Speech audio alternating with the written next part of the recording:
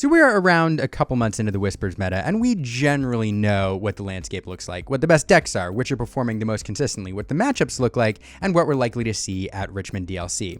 However, in any meta, there's always certain color combinations that hang around the fringes and can make an unlikely run in big tournaments.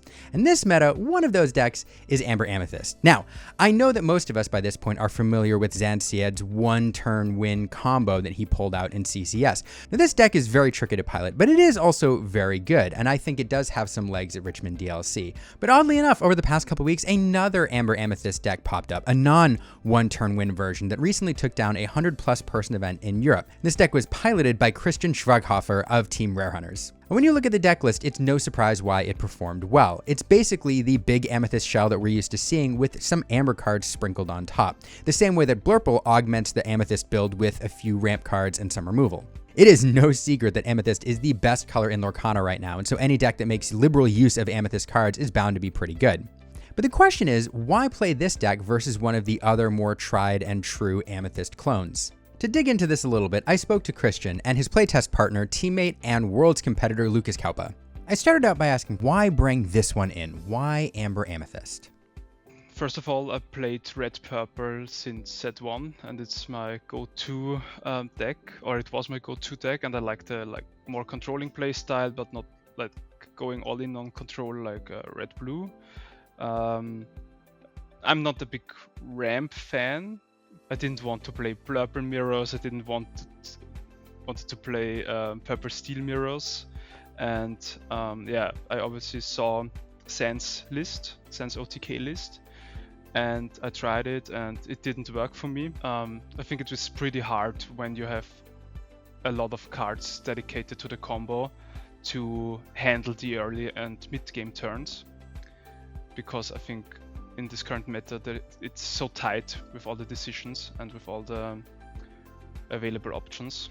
So just cut the combo pieces and include only good cards, I think. I mean, it's obviously Amethyst 80% and some Amber, but I checked it, Purple is also like 80% Amethyst and 20% Sapphire, so yeah, kind of the same on that. And yeah, it wins against Purple, so when the meta is like 50% or more Purple decks, yeah, you have a good shot. So let's take a look at this list. As Christian mentioned, it is very Amethyst heavy, with many of the usual Amethyst suspects making an appearance. Cheshire Cat, Dumbo, Genie, Iago, Madamim, Elsa, Hades, Demona, Junior Woodchuck Guidebook. These are all cards that we've seen in other Amethyst decks in the current and, frankly, previous metas. It does work in the Royal Guard, and at the 2 slot it works in Iago, Stomping Mad, a powerful challenger in the early game. So most of us are familiar with these Amethyst cards, but let's take a look at the Amber cards and what they're doing for you here. Now in the 1-drop slot, you have Ilanwe, and she's filling a similar role to Basil Practice Detective in Blurple decks with her 2 strength and support ability. She can help you out in the Genie Wars as Basil does, but she also pairs well with World's Greatest Criminal Mind, able to plus up your opponent's character strength in order to make them choosable by that song. In the 2 slot, you have Mowgli Mancub, and he is actually one of the reasons you may want to run Amber over other decks. And this card can really disrupt your opponent's game plans if you play him on curve, sometimes able to snag a ramp card, and it can hit the Malicious, Mean, and Scary, which is often used nowadays to clear the board. Of course, with your opponent choosing, you don't always hit the exact card that you want, but still, it's a disruptive card, and it can be used to disrupt combos and your opponent's game plan. And then you have 1 copy of 3-dropper gear, and we're going to talk more about him later. Now let's talk about our removal cards. The 3-cost Horseman Strikes is an incredibly powerful action, and actually one of the reasons you may choose to run Amber over other variants of the Amethyst clones. And this card allows you to banish a chosen character with evasive. You can also draw a card, and it is inkable. Also in the 3-drop, you have World's Greatest Criminal Mind, a card that's been around for quite some time. You can use it to banish chosen character with strength 5 or more. And as we mentioned before, Ilanwe can come in handy here, able to buff your opponent's characters to help you take advantage of this card. And lastly, all the way from set 1, there's the 2-cost Lantern. And this card gives you Ramp of sorts. By exerting it, you can make the next character you play cheaper. And it is uninkable, but it can perform a similar function to a ramp card in Blurple. And don't forget, you can use it the turn that it comes into play. So if you do play it on curb, you can drop a 1-drop in that same turn. So with it being so similar to the other tried and tested Amethyst decks, why run this over the others? It is, you don't have to ramp on 2. So you have options like Iago or even Mowgli on the draw against Blurple, if they also ramp and then you snipe Hypnotic Strength or Into the Unknown. It's like one inkable less, or maybe you can protect your Yago in the future turns, and it gives you and a card advantage. And against Blurple, they have not many cards in hand, like ramping and then playing on curve. So that is nice. And the biggest upside from this deck is with the Horseman's Strike, that you have an removal that is not that does not require characters on board. So because you will always lose the character-based removal with Blurple, because they ramp more consistently, and they are ahead with Genie and Elsa, or Basil and Elsa. So you can get there an edge, and also against Purple Steel, you will never have a character on board that can challenge an evasive in the early turns, at least. And the big downside of Blurple is that it ramps the opponent while removing their stuff, right? And with all the card draw that the purple decks or the Amethyst decks have access to, the extra ink is really good. Like, even in Amethyst Steel, sometimes you have these, against Blurple, these 11, 12 ink turns, and you play Demona, play something, play Dock, and you use up all your ink. And in the Amber deck, you don't give your opponent the extra ink.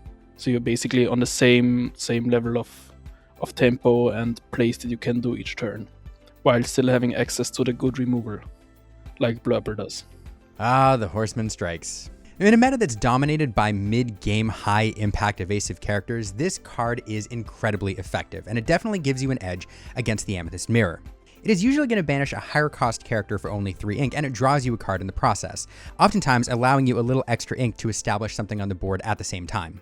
And when you look at why any Amber Amethyst decks have managed to be effective in this current meta, the Horseman Strikes is one of the keys to its game plan. As I said, the Horseman Strikes is just a really good, solid removal where you don't have to be on the board. You draw a card, you can do something else with your remaining ink. Maybe you can boost the cat to get some value, or play another 1-drop, 2-drop, whatever. And it doesn't ramp your opponent as Into the Unknown does, or Hades. You have to be a little bit careful with it, because you don't want to waste it all the time on Genies or Elsas when the opponent plays, for example, Ursulas themselves or Yagos. So it's really the question of what are my next 2 turns, or like the opponent's next 2 turns. With what answers can I, or what answers or cards can they play? And even if I play, for example, a Horseman Strike on an evasive character from him, and play an Ursula Whispers in the next turn and boost her, by also knowing he will use the Hades, it's also fine, because you get 2 ink, and then from there on, most of the time it can accelerate if you can draw some more cards. The Horseman Strikes is also just a very good tempo card, right? Because you pay less than they paid for their evasive, and you get to draw a card and then play something else. So you're just gaining tempo, gaining board at really low cost. And everyone is playing these evasives at the moment, so... Yeah, and sometimes in the later state of the game, where you already established an evasive board yourself, and you play against Amethyst, you can just ink it and play your Demona, because when you're so ahead with 2 or 3 evasives, you can ink it and get 1 more draw with Demona, for example. So yeah, really nice card, and I think definitely the card that makes this deck work. World's Greatest Criminal Mind. yeah, obviously with Alone V, it's really good. I think it was yesterday at the set championships. I had a play. My turn 3 play was against Blurple. He started and ramped. I quested with Alone V to give support to, I think it was a cat or a Dumbo. I'm not sure, but something like that. And then I played on 3 hardcasted World's Greatest Criminal Mind, and that was enough for the outcome of the game. And yeah, that was really nice. And obviously you can get rid of Demonas, of Clarabelles, big Clarabelles, and I mean green blue is really tough because you have to play around so many strategies and things. But with the Horseman Strikes and World's Greatest Criminal Mind, you have good removal for Prince Philip. So let's talk about your first few turns and how you open a game. You really have 2 opening lines with this deck, the Lantern line and the non-Lantern line. Now, if you have Lantern in your opening hand and you can take time to play it, it's a great way to ramp you into the mid-game and give you an edge. And what this looks like is playing a 1-drop on 1, the Lantern on 2, followed by another 1-drop if you can, and then into your 4-drop on turn 3. Now, if you don't have Lantern, it's pretty straightforward. Ideally, you're playing characters on curve into your mid-game. With this deck, you always have 2 options, right? Either you go for the ramp into the 4-drop, if you have the time and can like afford to skip a turn, or you go 1-drop, Lantern, 1-drop, and then the 4-drop. That's more playing into the board, but it's at the cost of cards in hand. Or you could just go the slow route with 1-drop into Mowgli or Iago into 3-drop into 4-drop, and then just weave in the Lantern later on, because it costs effectively 1, right? So it's easy to just throw it in on like turn 4 or 5 if you have a second 4-drop or a second 5-drop. I think on the play it's Alon V into Lantern and another 1-drop into Genie, for example, and then Elsa, Demona, and I think from there on the game is over, or pretty much over. And I think that's the best line on the play against every deck, could imagine. When you have the ramp, or when you play against Blurper, I think Ilonvi is also the best. It's like the basil. And yeah, you can also play onto the Mowgli and hope for the strength of a Raging Fire, so that they have on the play less cards. And against Purple Steel, it's yeah, on the play obviously. If you're on the play Purple versus Purple, you get to challenge first with Elsa, for example. When you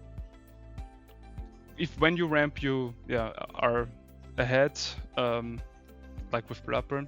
And on the draw, I think Lantern is not the right play on 2. I'm not quite sure now or yet, but I think against Purple Steel you want to drop the 2-cost Iago, because when the Purple Steel player shoots your 3-drop, maybe a cat or the Bagheera or whatever, then you can like clean up with the Iago. And yeah, it's like managing getting rid of the most characters as possible in the early turns from the Purple Steel player, so all his removal like has no value, or it's like I think that's also a strong advantage of this deck, that you don't have to hard mulligan for the ramp, because you only want the curve and then go from there. And Cheshire Cat is just amazing, so you always want to have that in hand. Yeah, as Lucas said, the early turns, early plays.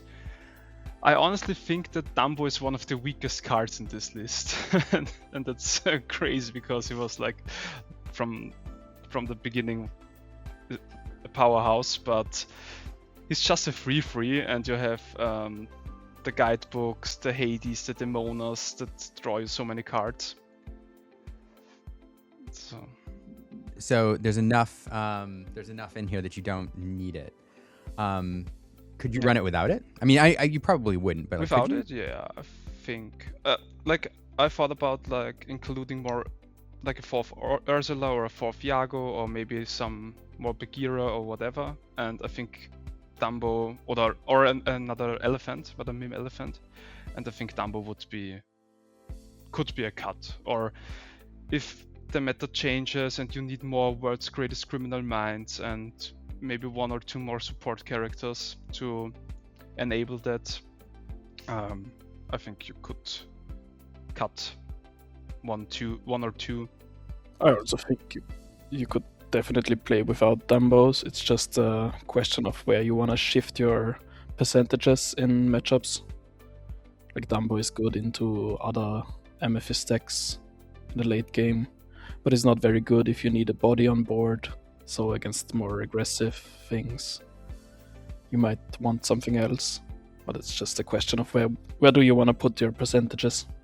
What I learned is that you have to be really patient in the early turns, and you don't have to get any lore past, I don't know, turn 6 or whatever. And yeah, don't get punished for 1 lore or something like that, and then you lose a character, or you open up a good Cheshire Cat for the opponent that gives them a lot of value. So let's talk a little bit more about our matchups in the current meta.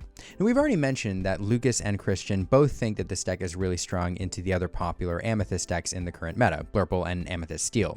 But what about some of the other decks you're likely to run into? Well, first, let's talk about Blue-Green or Emerald Sapphire. Now, this can be a nerve-wracking match for most Amethyst decks in the meta, and this one is no exception. And there's 2 cards you're really going to want to pay attention to during this matchup and use properly. The first is Mowgli, which allows you to pick certain key cards that your opponent may want to use to pursue their game plan. Sail the Azurite Sea on turn 2, or perhaps picking that Malicious Mean and Scare that they're going to use to clean your board. And the other card is Junior Woodchuck Guidebook. Now this is card draw, but it's card draw that you can set up and use at the exact right moment. When we're playing against Emerald Sapphire, there's this sub-game going on, which is hand manipulation. Now, at certain times, you're trying to keep your hand size very, very low to avoid giving your opponent extra value out of a Clarabelle, or perhaps to avoid being crushed by a Bend to My Will. For that reason, saving the card draw on the board until the moment that you need it can come in handy, and so you're going to want to use those guidebooks appropriately. I feel stressed, but I think that's with every deck against Green Blue, or my personal opinion. It's really hard because you have to manage the board and your hand at the same time. Against other decks, it's not that hard because you basically just have to manage the board, and then maybe don't get caught with an Demona that you have 3 cards and they will draw 3 or something like that. But with the Prince Philip combo and with Bend to My Will and with Clarabelle, it's really hard.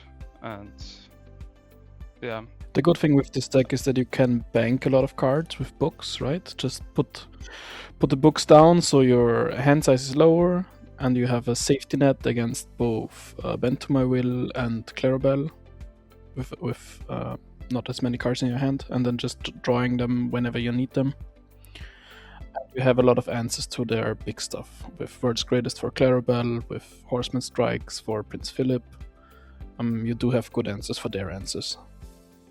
And you can go surprisingly fast if they don't have answers against Genie and Ursula.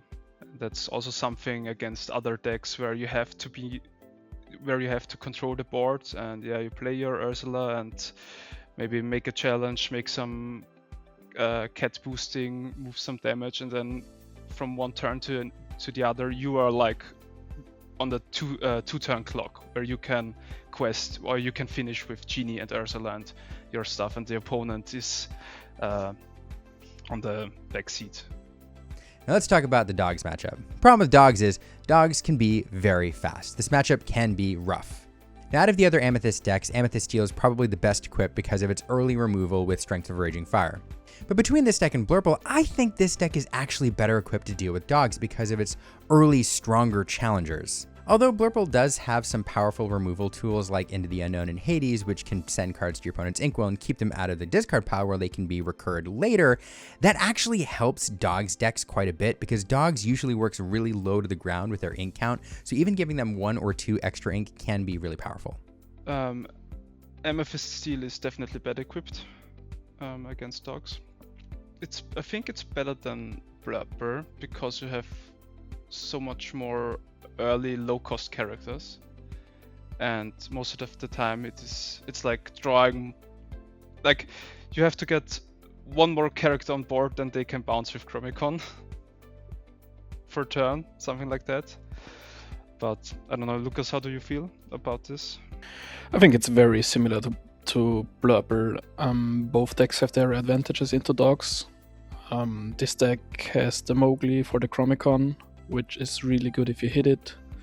The Vanessas are also pretty good in the sense that you can sometimes just quest out before dogs can quest out or force them into attacking you. But you don't have the good answers for Lilo with Hades or Into the Unknown. But on the other side, ramping the dogs player is also sometimes really good for them because then they get to hardcast their Shift Lady and just get 2 things back and play both of them. If you don't ramp them, they're sometimes just stuck on 2 or 3 ink, so they can't like go as wide as fast. So both decks have their ups and downs against dogs.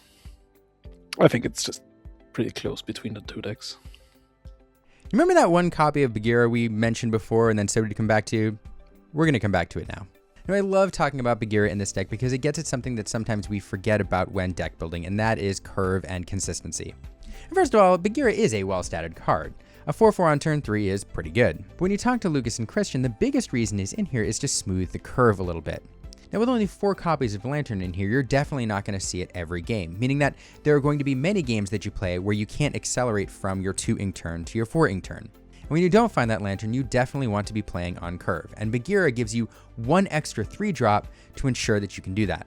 Now, having these 1-ofs to smooth the ink curve is very Frank Karsten-esque, one of the best Lorcana players out there. So sometimes you include 1-ofs or 2-ofs because they're tech cards and you want them for very specific scenarios, but not all the time. And sometimes you include 1-ofs to smooth your curve. I also wouldn't necessarily say it's a 1-off Bagheera. It's more like it's a 5th 3-drop, right? So it's just more consistency if you don't have the Lantern and need to play on turn 3. It's not a 1-off Bagheera because Bagheera is a cool card that you just want one of the effect in your deck. Like, he doesn't have an effect, right? It just adds consistency. Where you can't play 5 cats. You would if you could, but you can't, so you just play a cat without text on it, which is Bagheera. I felt like I want, just one body on the board, or like for the curve, 1 3-drop that I don't really mind if it gets the strength of a Raging Fire. And yeah, 4 attack is pretty nice also, like for daisies and challenging Lexingtons that can be annoying, and cobras and stuff like that. So yeah. And even sometimes, like if you have the Royal Guard on the board and bad draws, even a guidebook is a good solid 3-turn play if the Royal Guard can manage to get rid of a strong opponent character. And yeah, as Lucas said, just one more 3-cost 3-drop. So overall, in the right meta, I do think that this deck has some legs and can go kind of far. After all, the meta right now is very Amethyst heavy, and Amethyst right now is all about this mid-game brawl between these evasive characters. And with the removal options available in this deck, you clearly can gain an edge in this fight. But overall, I want to know what you think of this deck. Is this something you're eager to try? Do you think it has legs in Richmond? Let us know in the comments below, and don't forget to like and subscribe. Slow down the opponent in the early turns, like minimize their board, maximize your board, and win with card advantage and bigger bodies in the late game.